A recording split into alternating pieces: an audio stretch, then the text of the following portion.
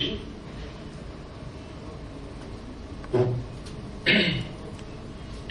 on a commencé par un autoradio.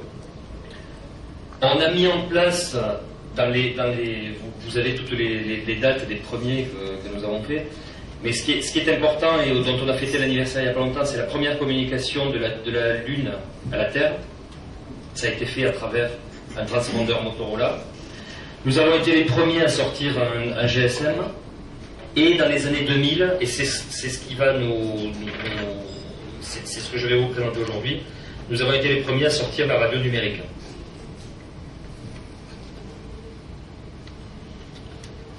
Donc, ce qu'on voit ici, c'est qu'on a commencé par une radio de voiture. Ce que vous voyez là, le dessin dans les années 30, ceci c'est la première radio qui a été mise dans une voiture de police aux États-Unis.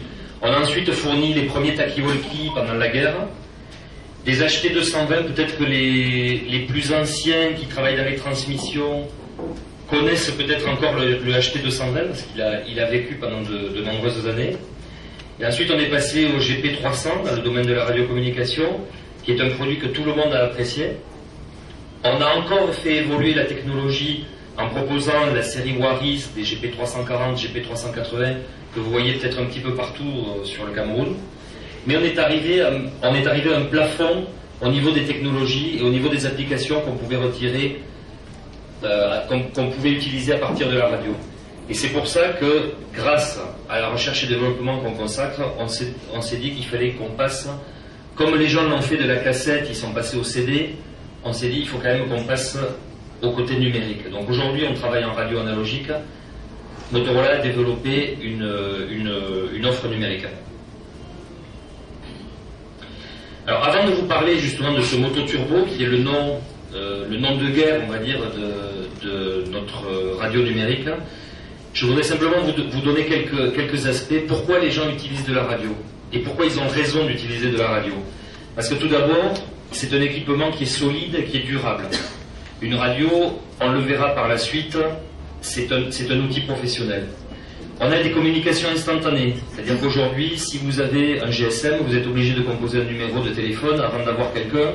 Et dans beaucoup de cas d'urgence, on a besoin d'avoir une communication instantanée simplement par la pression de l'alterne, d'un mouton.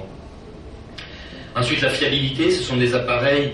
On voit encore des GP300. Le GP300, c'est un appareil qui a été arrêté il y a à peu près 10 ans, 8-10 ans, arrêté de fabrication, et on en voit partout dans les rues. Donc ce sont des appareils qui durent dans le temps. C'est pas comme beaucoup d'autres moyens de communication qui sont plutôt destinés au grand public, qui se cassent facilement.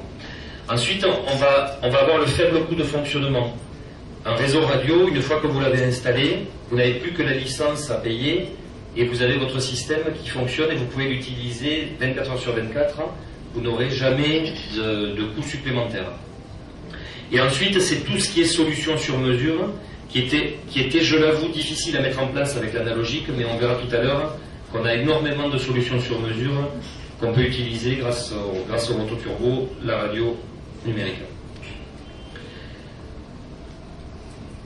Un petit aperçu du marché africain tel qu'il a été étudié en interne et en externe. On voit très bien, et vous devez très certainement, de vos entreprises ou de vos corps d'État, vous devez très certainement vous retrouver là-dedans.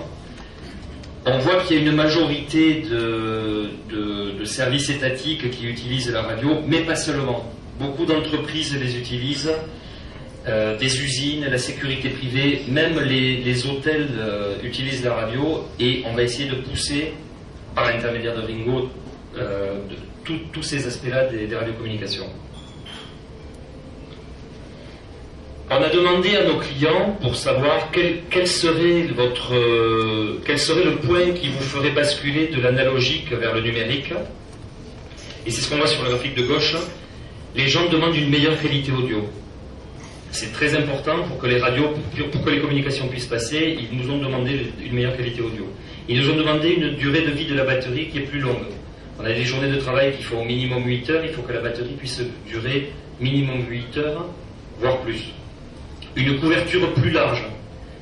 Olivier en a parlé tout à l'heure, la couverture, on va pouvoir vous la faire.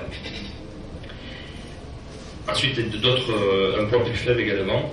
Et les raisons pour migrer qui feraient que nos clients actuels en analogique migrent, en premier lieu, c'est un standard ouvert. Et nous avons, le standard ouvert, ça veut dire, nous avons nos radios qui sont à un standard européen qui s'appelle l'ETSI, qui a vocation mondiale. Et donc nous avons délibérément choisi ce standard-là pour permettre à nos clients de pouvoir se retourner le jour, de ne pas être bloqués avec Motorola. On espère bien évidemment qu'ils n'achèteront que du Motorola pour le restant de leur jour, mais on ne veut pas les bloquer. Donc ensuite, une deuxième chose, ce sont les caractéristiques de base de la radio qu'ils recherchent, des fonctionnalités supplémentaires et surtout des applications. Et au niveau de ces applications, nos clients demandent aujourd'hui la localisation des biens et des personnes comme étant une fonctionnalité qu'ils voudraient vraiment avoir. On aura d'autres exemples tout à l'heure, donc je vais pas m'appesantir là-dessus, mais c'est un des facteurs qui ferait que les gens basculent vers la